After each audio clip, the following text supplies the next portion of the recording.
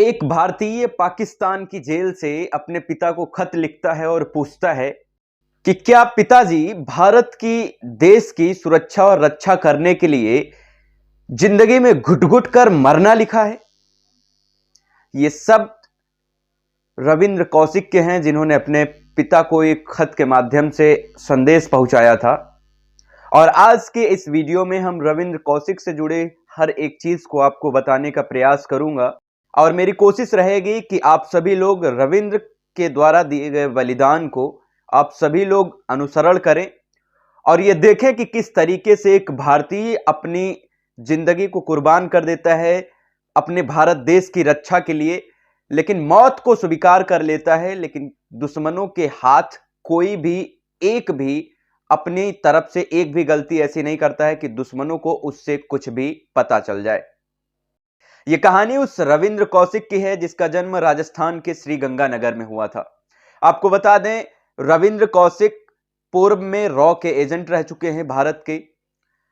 आज मैं कहानी आपको क्यों बता रहा हूं, दरअसल इनकी स्टोरी देख रहा था तो मुझे लगा कि आप लोगों को भी रविंद्र कौशिक के बारे में बताना चाहिए और इसीलिए हम इस वीडियो के माध्यम से आपको रविंद्र कौशिक ने जो कुछ भी अपनी जिंदगी में किया और जो भी उपलब्धि हासिल की और भारत माता की, भारत देश की किस तरीके से उन्होंने रक्षा की, सुरक्षा की और अपना बलिदान दिया, ये इस वीडियो के माध्यम से आप लोगों को बताने का प्रयास कर रहा हूं।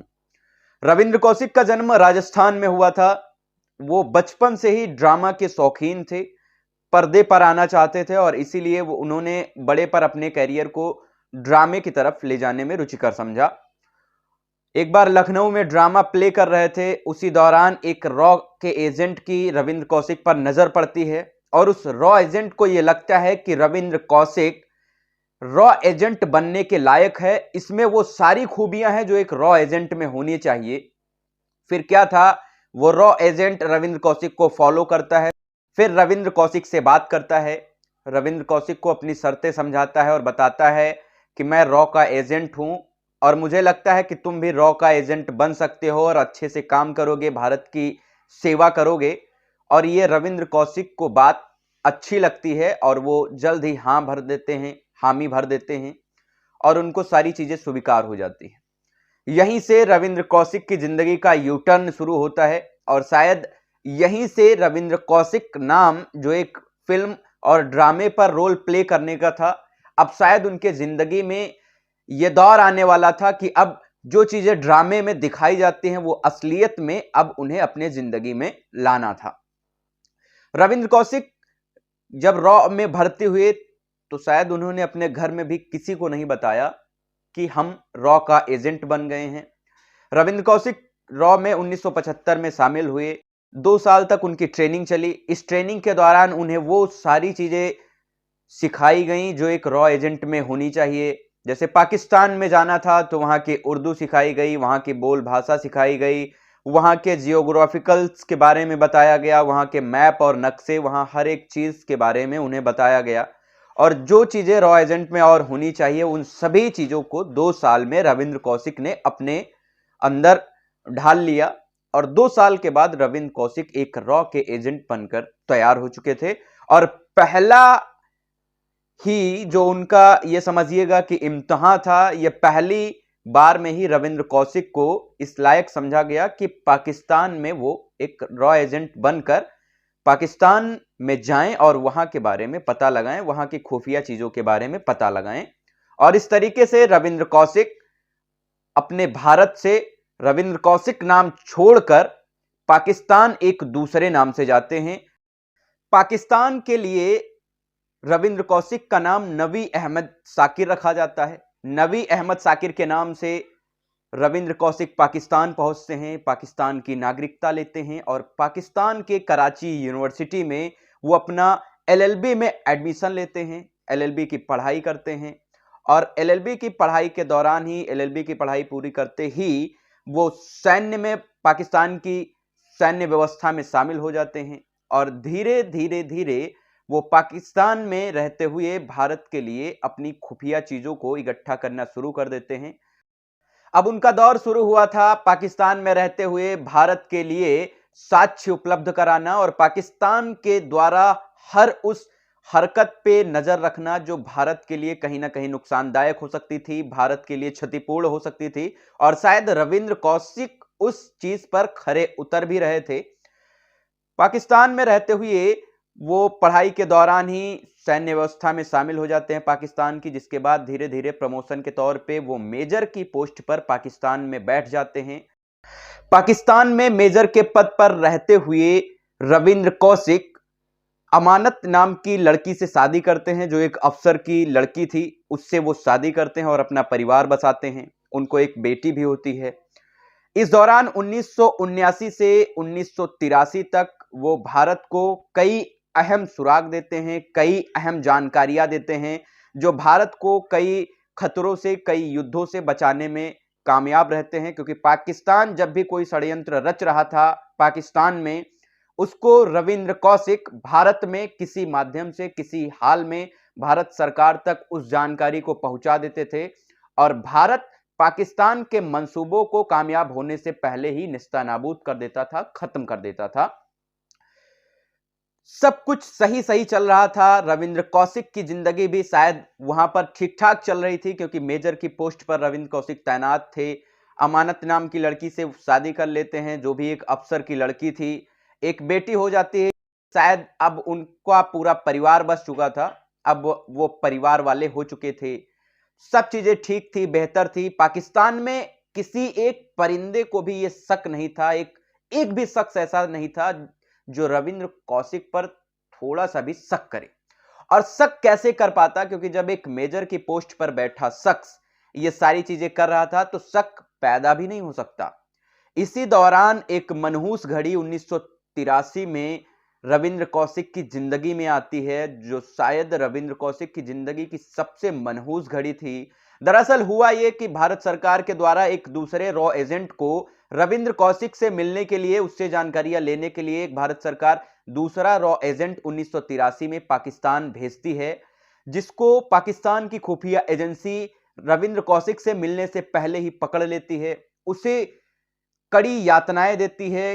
काफी दर्द देने के बाद वो रॉ एजेंट अपनी सारे मिशन पाकिस्तान एजेंसी को बता देता है। वो बता देता है रविंद्र कौशिक की असली सच्चाई, रविंद्र कौशिक कौन है और वो क्यों यहां पाकिस्तान में क्या कर रहा है, क्यों आया है।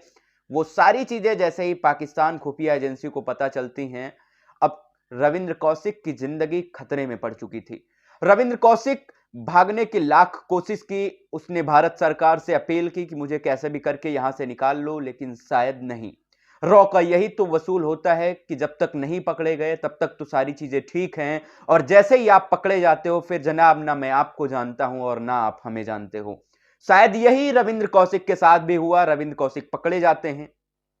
पाकिस्तान पुलिस उन्हें कड़ी यातनाएं देती है।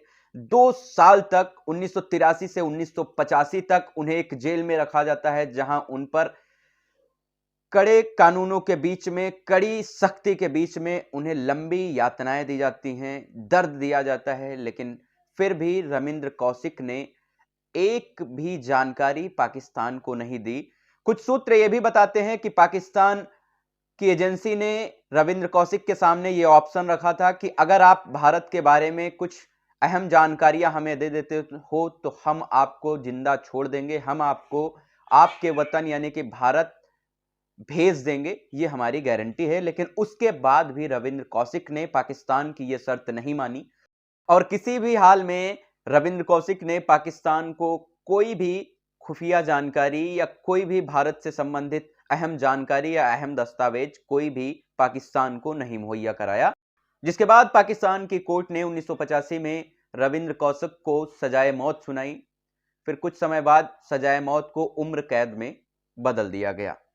अब इस बीच में रविंद्र कौशिक ने वो यातनाएं झेली जो शायद एक आदमी के लिए बद से बदतर जिंदगी थी, जिसको नरक नाम हम लोग कहते हैं। शायद रविंद्र कौशिक की जिंदगी में वो नरक 1983 में पकड़े जाने के बाद शुरू हो गया था। पाकिस्तानी उसके साथ कैसा बिहेवियर कर रहे होंगे, ये अगर हम लोग सोचे तो शायद सोचने पर ही रूह कांप जाएगी।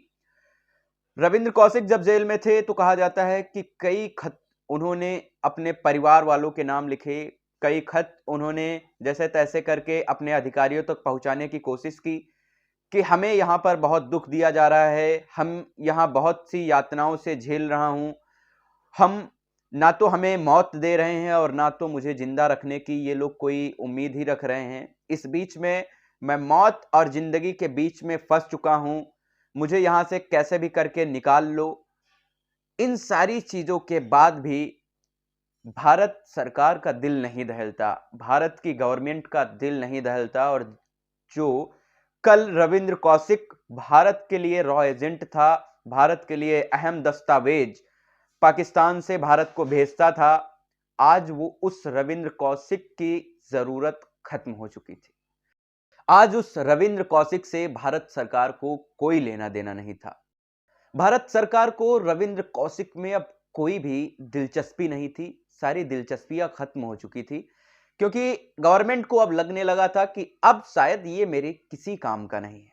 जबकि सूत्र ये भी कहते हैं कि अगर इंडियन गवर्नमेंट चाहती तो रविंद्र कौशिक को पाकिस्तान से कोई भी सौदा करके कैसे भी करके उसे वापस पाकिस्तान से छुड़वाकर भारत लाया जा सकता था। ऐसा नहीं है, उस समय कई पाकिस्तान के एजेंट भी पकड़े गए थे, और अगर नहीं पकड़े गए थे तो अगर रॉ एजेंट, भारत का रॉ एजेंट अगर इस मिशन को तेज कर देता कि जिस समय वहां पर रविंद्र कौशिक पाकिस्तान की जेल में सड़ रहा था, यातनाएं झेल रहा था, उस पर उसको दंड दिए जा रहे थे, वो पाकिस्तान सेना की, पाकिस्तान आर्मी की, पाकिस्तान पुलिस वालों के यातनाओं को झेल रहा था, उस समय अगर यहाँ इंडियन के रॉ एजेंट्स अगर इस चीज पर फोकस करते कि पाकिस्तान के जो भी रॉ एजेंट या किसी भी हम ऐसे शख्स को उठा लें, ऐसे आदमी को गिरफ्तार कर लें इंडिया के अंदर जो शायद पाकिस्तान के लिए इंपॉर्टेंट हो, और फिर हम उस शख्स को छोड़ने के बदले रविंद्र कौशिक की रिहाई की मांग करते, तो शायद रविंद्र कौशिक इंडिया को वापस मिल जाते। और भारत के लिए यह गौरव की बात होती अगर रविंद्र कौशिक को जिंदा नहीं, अगर मुर्दा ही भारत की सरजमी पे लाया जा सकता।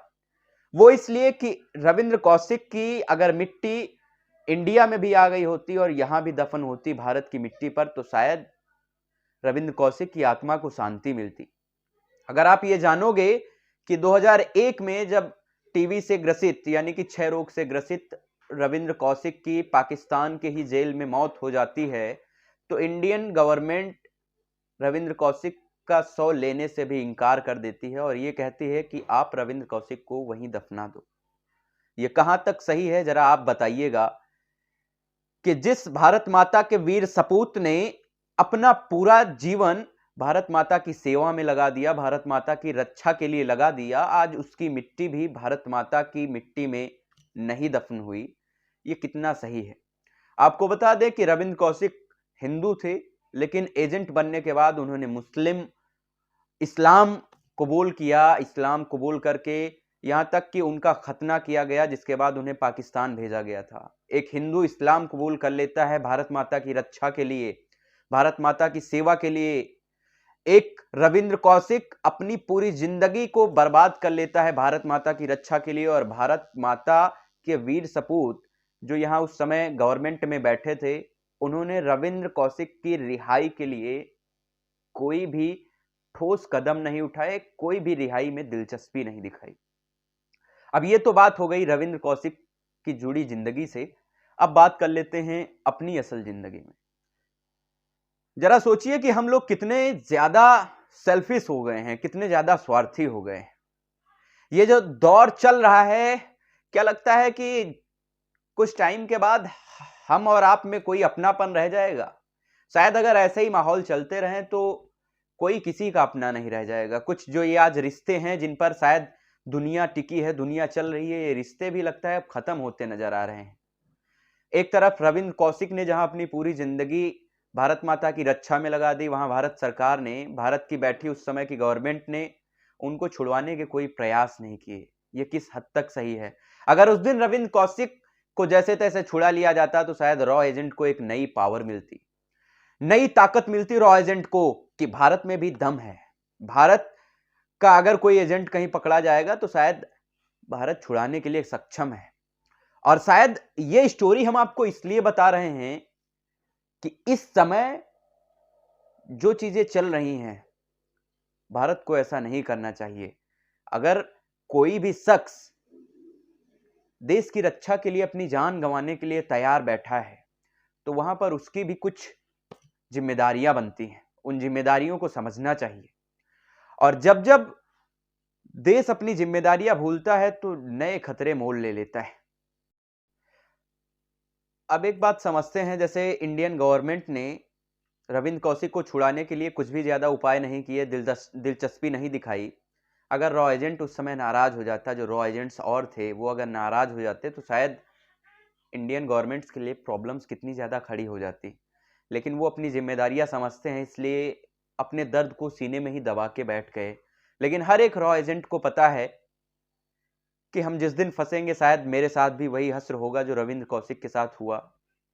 हम उन रॉ एजेंट से कहना चाहेंगे, अब मैं ना तो कभी किसी से मिला हूं, ना किसी को जानता हूं, ना किसी का नाम जानता हूं, क्योंकि उनकी जिंदगी एक गुमनाम जिंदगी होती है। शायद रॉ एजेंट्स के परिवार वालों को भी नहीं पता होता है कि मेरा बेटा क्या कर रहा है, मेरा भाई क्या कर रहा है, मेरा सपूत क्या कर रहा है। बस परिवार वालों को इतना सा पता होता है कि उनका बेटा, उनका लाल, उनका भाई, उनका दोस्त कोई जॉब कर रहा है। लेकिन उन्हें यह नहीं पता होता कि वो रॉ की जॉब कर रहा है। जिस दिन पकड़ा जाता है, जिस दिन मारा जाता है, शायद तब पता चलता है कि वो रॉ का एजेंट था। उन सभी रॉ एजेंट्स को मेरा सैल्यूट है और कहना चाहूंगा कि आप लोग भारत के लिए जो अपना बलिदान देते हो, ये सराहनीय है। और मैं चाहूंगा कि हर भारतवासी आपके बलिदान को इतिहास के सुनहरे अक्षरों में लिखे और आपके बलिदान को हमेशा याद किया जाना चाहिए। यह हर भारतवासी के दिल में होना चाहिए कि आपका एक बलिदान लाखों करोड़ों भारतवासियों के लिए जीवन अमृत के समान होता है। इसी के साथ मैं अरविंद मिश्रा आपसे विदा लेता हूं। कल फिर मुलाकात होती है एक नए वीडियो के साथ। तब तक के लिए नमस्कार।